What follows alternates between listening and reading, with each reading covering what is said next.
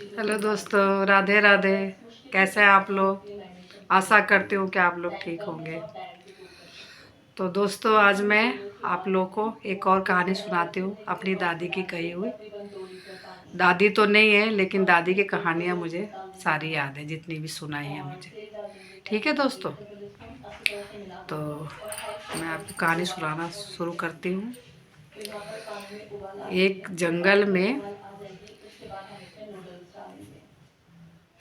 एक जंगल में झोपड़ी में एक गरीब आदमी रहता था, जिससे उसकी शादीशुदा ज़िंदगी बड़े अच्छे से चल रही थी। इत्तेफाक उसको एक लड़की होती है, और लड़की होने के बाद उसकी बीवी ख़त्म हो जाती है। और लड़की बहुत छोटी होती है। बीवी के ख़त्म होने के बाद वो अकेला हो जाता है। सोचता है इस बच्ची को कौन पालेगा। तो सारे गांव वाले उसके बोलते हैं कि भाई तो दूसरी शादी कर ले। तो कहता है नहीं, मैं नहीं करूँगा। दूसरी माँ पता नहीं इसको मानेगी कि नहीं मानेगी। कहते हैं अरे मानेगी क्यों नहीं मानेगी। तो लोगों की बातों में आकर वो लकड़हारा दूसरी शादी कर लेता है। अब शादी होने के कुछ टाइम के बाद उसको भी बच्चा होता है। उससे भी उसको लड़की होती है एक। तो जो दूसरी पत्नी होती है, अपनी लड़की को तो बहुत मानती है, लेकिन जो उसकी पहले पत्नी की जो लड़की होती है उसको बिल्कुल नहीं मानती है। समय बीतता जाता है, धीरे धीरे दोनों बच्चे बड़े होने लगते हैं उसके। तो जिसकी माँ नहीं होती है उससे तो सारा घर का काम करवाती है, और अपनी लड़की को वो राजकुमारी बना के रखी रहती है, उससे कोई काम नहीं करवाती है। और ये चीज़ उसकी वो बिना माँ वाली लड़की देखती रहती है।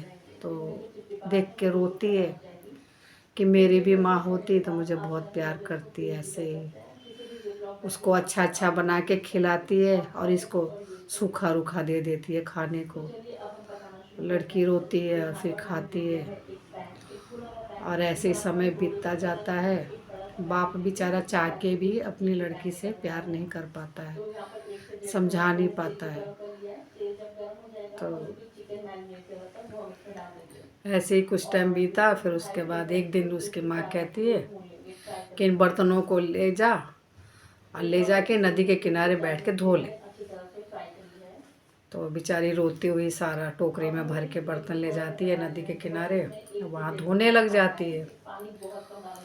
धोते धोते एकदम से उसके सामने एक सांप आता है, और वो कहता है बेटी मुझे छुपा ले, कहीं मुझे छुपा ले। वो लड़की डर जाती है, कहती मैं कहाँ तुम्हें छुपाऊँ, मुझे काट लोगे तो बोलती है नहीं बेटी मुझे छुपा ले, देख मेरे पीछे ना दो चार आदमी पड़े हैं मुझे मारने के लिए, और मुझे छुपा लेगी ना तो मैं तुझे बहुत, मैं तेरा एहसानमंद रहूँगा, जो मांगेगी मैं तुझे दूँगा।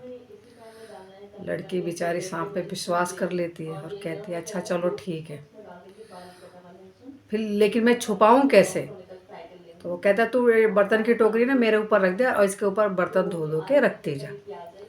लड़की वैसे ही करती है, टोकरी ऊपर कर देती है, सांप उसके अंदर बैठ जाता है, और वो बर्तन धो धो के टोकरी के ऊपर रखने लग जाती है। इतने में दो चार आदमी आते हैं, पूछते हैं बेटा तुमने यहाँ पे किसी सांप को देखा है। लड़की बोलती नहीं, मैंने तो किसी सांप को नहीं देखा है। तो वो बोलते हैं कि अच्छा चलो ठीक है। वो लोग पूछ के चले जाते हैं। जैसे ही वो लोग जाते हैं, लड़की तो वैसे ही डरी रहती है सांप से। जैसे ही वो लोग जाते हैं वैसे ही वो टोकरा उठाती है और कहती है जाओ अब तुम। वो चले गए। तो सांप कहता है ऐसे कैसे चला जाऊं। तो कहती है क्यों, आपने तो बोला था कि मेरी जान बचा लो तो मैं जो मांगूँ, जो मांगोगी, मैं जो मांगूंगी मुझे दोगे। तो लड़की कहती है अरे तुम्हारे पास है ही क्या देने के लिए, जो मुझे दोगे जाओ तुम। तो सांप कहता है नहीं नहीं, कुछ तो मांगो तुम। तो नहीं मुझे कुछ नहीं चाहिए। तो लड़की कहती है अच्छा ठीक है, क्या दोगे दो। तो सांप कहता है मेरे पूंछ में ना एक अंगूठी है, उसको निकाल लो, और इस अंगूठी से जो तुम मांगोगी वो तुम्हें मिलेगा। लड़की तो हल्के में लेती है, कहती हूँ अंगूठी से जो मांगूंगी वो मिलेगा। तो वो पूँछ ऊपर उठाता है तो लड़की अंगूठी निकाल लेती है और लेके बर्तन धो के चली जाती है घर। सांप भी चला जाता है। फिर वो लड़की टोकरा ले जाके रखती है और आके देखती है उसकी सौतेली माँ अपनी लड़की को बड़ा अच्छा खाना बना के खिला रही है, हलवा है, इमरती है, पता नहीं क्या क्या बना है। अब ये सब देख के उसका भी मन करता है कि मैं भी खाऊं। तो उसकी माँ देखती है, सौतेली कहती है क्या देख रही है, जा तेरा खाना पड़ा है। वो बेचारी डरी हुई फिर चली जाती है अपने कमरे में, और वो रूखा सूखा खाना उसको खाने का मन नहीं करता है, कहती मैं नहीं खा रही। फिर वो रोने लग जाती अपने कमरे में दरवाज़ा बंद करके। रोते रोते उसका फिर ध्यान जाता है कि सांप ने उसको एक अंगूठी दी थी और ये भी बोला था कि इस अंगूठी से जो तुम मांगोगी वो तुम्हें मिलेगा। चलो ज़रा मैं मांग के देखती हूँ। दरवाज़ा बंद करके और अंगूठी से बोलती है कि ये अंगूठी मुझे ना गरम गरम हलवा दो। और बस जैसे ही बोलती है वैसे उसके सामने कटोरा भर के गरम गरम हलवा आ जाता है। लड़की खुश हो जाती है, खा लेती है। फिर थोड़ी देर बाद कहती है मुझे गरम गरम जलेबी दो। तो गरम गरम उसके लिए जलेबी भी आ जाता है और लड़की बहुत खुश हो जाती है खा पी के, मतलब अब अपना खुश रहने लग जाती है। जो उसकी माँ देती है सौतेली खाने को सूखा रूखा वो नहीं खाती है और वो अंगूठी से मांग मांग के खाती है। और दिन पर दिन मतलब थोड़ा उसका सेहत भी बन जाता है और सुंदर भी हो जाती है। और ये सब उसकी सौतेली माँ को देखा नहीं गया। कहती मैं अपनी बेटी को इतना अच्छा खिला पिला रही हूँ, इसको जरा सा भी हड्डी पे मांस नहीं चढ़ रहा है, और ये देखो रूखा सूखा खा के इतनी मोटी होती जा रही है। बताओ, ये रूखा सूखा खा के इतनी अच्छी सुंदर होती जा रही है, मोटी होती जा रही है, और ये इसको मैं घी की चुपड़ी रोटी हलवा पूड़ी सब खिला रही हूँ, इसके तो हड्डी पे मांस ही नहीं चढ़ रही है, ऐसे क्या बात है। तो उसके दिमाग में एक तरकीब आता है। वो क्या करती है कि कुछ टाइम के लिए अपनी लड़की को चावल के कट्टे में बांध देती है और सौतन की लड़की को उसको गेहूं के कट्टे में बांध देती है और एक एक महीने के लिए छोड़ देती है। तो उसकी लड़की तो एक महीना जैसे बीतता है, नहीं अभी नहीं, मिस्टेक हो गया। लड़की जो चावल के कट्टे में रहती है वो तो चावल खाती है, और जो गेहूं के कट्टे में रहती है वो लड़की अपने अंगूठी की मदद से उसी में नहाती भी है और अपना मनपसंद चीज़ खाती भी है अंगूठी से मांग के, और खूब और सुंदर हो जाती है और थोड़ी और हेल्दी हो जाती है। और जब एक महीना बीतता है तो उसकी माँ सबसे पहले अपनी लड़की का चावल वाला कट्टा खोलती है और कहती ज़रा देखो मेरी लड़की अब कैसी लग रही है। भैया खोलते के साथ ही उसको बदबू के मारे रहा नहीं जाता है। उसकी लड़की चावल खा खा के इतना बदबू फैलाई रहती है उसी में, सारा गंध, उसका तो दिमाग ही ख़राब हो जाता है। काफ़ी देर के बाद फिर वो गेहूं वाला कट्टा खोलती है तो उसको खोलते के साथ वो इतना खुशबू आता है और वो इतनी सुंदर बन के उसमें से निकलती है। फिर वो सर पे हाथ रख के बैठ जाती है, कहती है भैया ऐसे क्या हो रहा है समझ में नहीं आ रहा। दोनों को एक ही दिन एक ही समय दोनों को मैंने कट्टे में बांध दिया कि एक एक महीने पे खोलूँगी, और वो चावल के कट्टे में रह के वो ऐसी सड़ी बदबू मार जाने और पतली हो गई, और ये गेहूं के कट्टे में रह के इतनी सुंदर और इतनी मतलब सेहत बन गई इसकी। वो क्या रहा है अब, वो उसकी ईर्ष्या दिन पर दिन बढ़ती जाती है कि इसको मैं कैसे हटाऊं। फिर एक दिन वो लकड़हारे से बोलती है अपने आदमी से, तो उसका आदमी होता है वो लकड़हारा होता है, बोलती है अजी सुनो, अब ना इसकी शादी कर दो। तो कहता है इतनी जल्दी? तो कहती और क्या, राजी पानी के साथ अपने घर चली जाएगी तो सही है, दूसरी भी बेटी तो है शादी करने के लिए, कोई गरीब गुरबा मिले तो उससे इसकी शादी कर दो। तो उसका बाप कहता है अच्छा ठीक है। तो वो जाता है ढूंढते ढूंढते लड़का एक मिलता है उसको, गरीब होता है वो भी, बकरी वकरी चराता रहता है, गाय बकरी। तो कहता है बेटा मेरी लड़की से शादी कर ले। तो कहता मैं कहाँ से करूँगा, मैं गरीब आदमी, मैं अपने लिए तो खुद नहीं है, मैं उसको कहाँ से खिलाऊंगा पिलाऊंगा। तो कहता अरे कोई बात नहीं, मेरी लड़की ज़्यादा डिमांड उमांड नहीं करने वाली, जो खिलाओगे वो खाएगी, जैसे रखोगे वैसे रहेगी। तो कहता है ठीक है। तो जाता है उससे शादी करता है। शादी करने के बाद उसकी माँ सात सात कतरन का एक बड़ा 5 मीटर का साड़ी तैयार करती है, और उस साड़ी को कोयले में कलर करके अपनी वो सौतेली बेटी को पहना के वही साड़ी में विदा करती है, और कहती है कि जा रही है ना, दोबारा मत आइयो यहाँ पे। अब उसके घर जाती है लड़के के। लड़का वैसे ही गरीब होता है, उसकी एक झोपड़ी होती है और वो सत्तू रखा रहता है पोटली में। लड़की को देख के वो जल्दी जल्दी जाके पहले सत्तू अपना घोल के पी जाता है कि कहीं लड़की मांग ना ले मेरे से। लड़की देख के हंस देती है, कहती कोई नहीं आप पी लो। तो लड़का खुश हो जाता है, वो पी लेता है। फिर कहती है आप ये बताओ कि जितनी ये ज़मीन दिख रही है ये सब आपकी है? लड़का बोलता है हाँ सब मेरी है। तो लड़की कहती है अच्छा।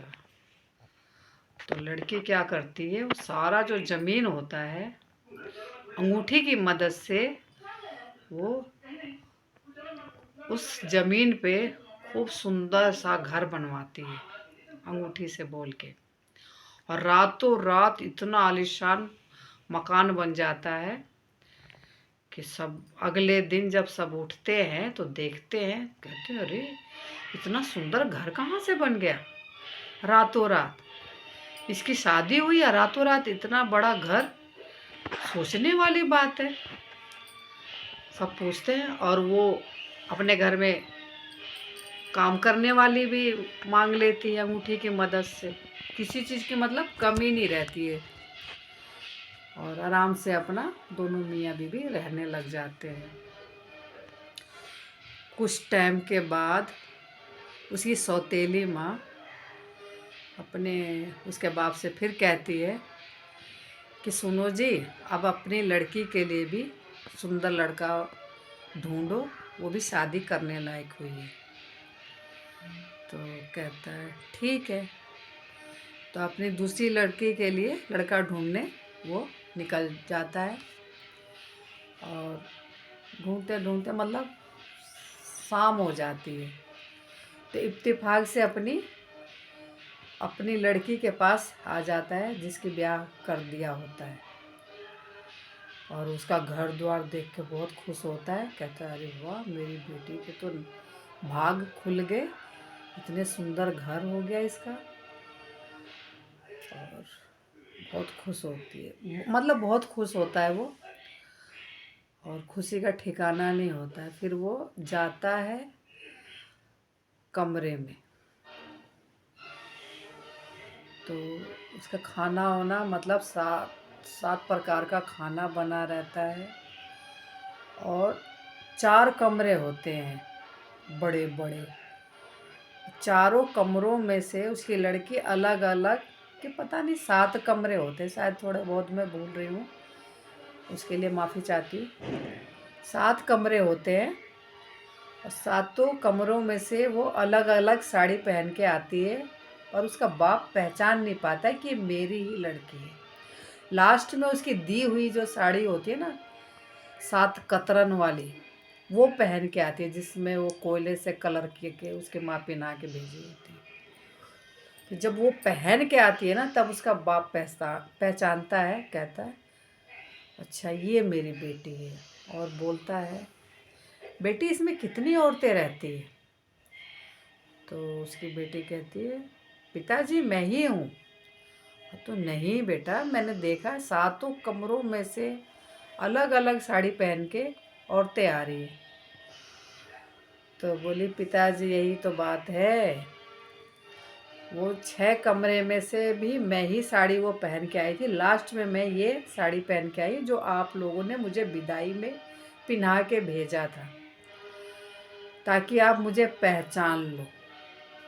तो इतना कहते ही लड़की के उसके पिताजी के आंखों से आंसू गिरने लग जाते हैं और रोने लग जाता है, और बेटी को अपने सीने से लगा के बहुत रोता है। बेटी भी रोती है।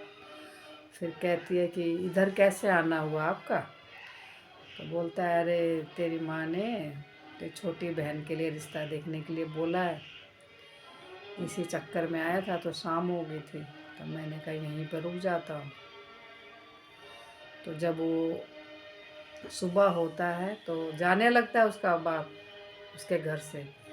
तो कहती है कि अच्छा ठीक है, जा रहे हो तो कुछ लेते जाओ मेरी बहन के लिए, मेरी माँ के लिए। कुछ खाने पीने की चीज़ें देती है और थोड़ा बहुत कपड़े लत्ते भी देती है, थोड़ा बहुत जेवर भी देती है। बोलती है ये दे देना। जब वो लेके जाता है और वहाँ जब उसकी माँ सौतेली देखती है और सौतेली बहन, तो देख के बड़ा आश्चर्य में पड़ जाते हैं कि आपने तो बहुत गरीब गुरबा से शादी करी थी, इतना सारा धन उसके पास कहाँ से आ गया?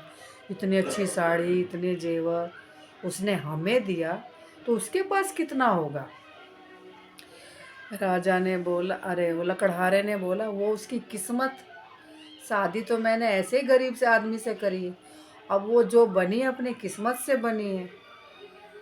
तो उसकी माँ कहती है ऐसा है आप उसको बुलाओ। इन दोनों माँ बेटे के अंदर ईर्ष्या आ जाती है उसके प्रति। कहते हैं हाँ तो आप उसको बुलाओ, हम उसको देखना चाहते हैं कि आपने कितने अच्छे घर में शादी करी है। तो उसका बाप जाता है बुलाने के लिए। तो उसका आदमी बोलता है अभी नहीं जाएंगी ये।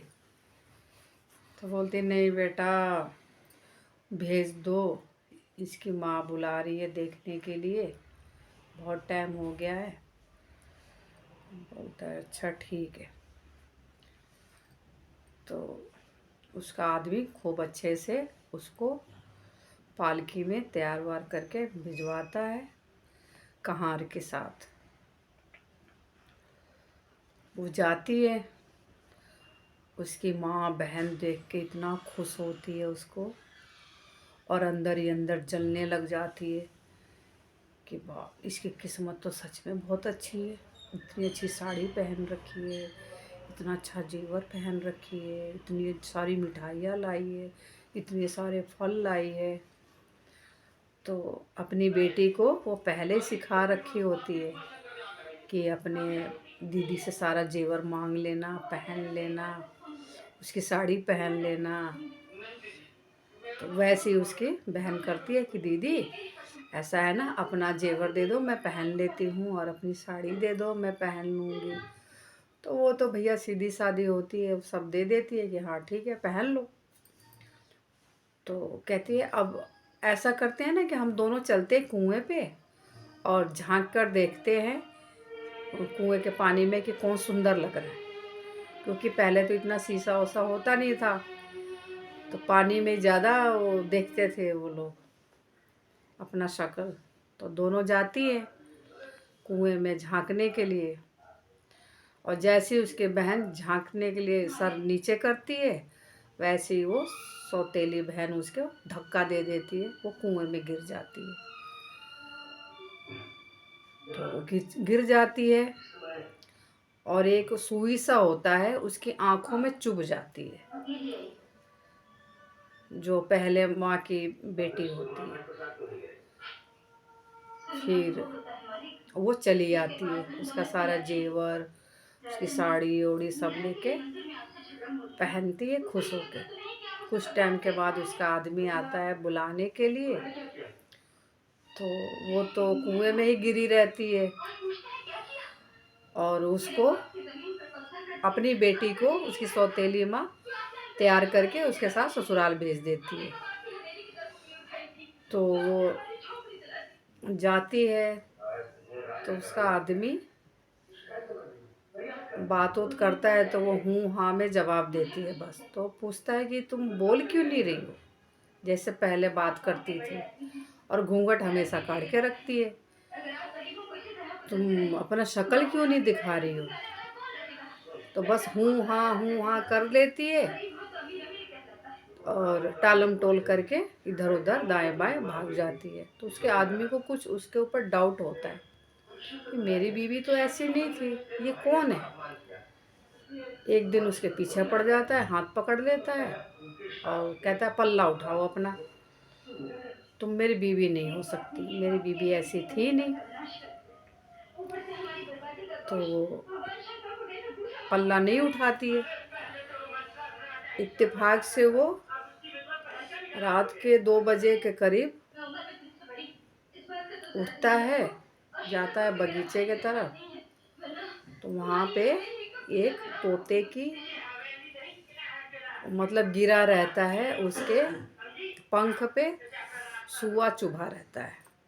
तो हाथ से सहलाने लग जाता है उसको, तोते को, और सहलाते वक्त वो सुई नीचे गिर जाती है जो उसको चुभाया होता है आँखों में। और जैसे ही वो सुई नीचे गिर जाती है, तोते में से एक सुंदर सी औरत उसके सामने घूंघट काट के खड़ी हो जाती है। फिर वो सोचता है ये क्या हो रहा है भाई, उसका हाथ पकड़ लेता है, बोलता है बताओ तुम कौन हो, भूत हो कि दूत हो, कौन हो तुम। तो वो रोने लग जाती है, कहती है ना मैं भूत हूँ ना मैं दूत हूँ, मैं आपकी पत्नी हूँ। तो बोलता है मेरी पत्नी तो कमरे में है, तुम कौन सी पत्नी हो। तो बोलती है वो आपकी पत्नी नहीं है, वो मेरी सौतेली बहन है जो मेरी माँ ने चाल चला था, मुझे बुला के ऐसे ऐसे किया था मेरी माँ बहनों ने। तो उसके तो पैरों तले जमीन खिसक जाता है, कितना बड़ा चाल। उसको डाउट तो पहले से ही था लेकिन विश्वास नहीं हो पा रहा था क्योंकि उसका शक्ल देख नहीं पाया था वो। कहता अच्छा ऐसी बात है, मतलब वो सारी अपनी कहानी अपने आदमी को बता देती है। तो कहता है तुम मेरे पीछे ही रहना और चलो कमरे में। और पीछे रहती है और जाके अपनी वो जो उसकी दूसरी पत्नी बन के आई होती है उसकी बहन, उसको बोलता है आज तो तू घूंघट उठा के दिखा, तू तो है कौन। तो कहती है नहीं मैं नहीं उठाऊंगी। तो बोलता है तेरी माँ की कसम और तेरे बाप की कसम है जो तू घूंघट नहीं उठाई।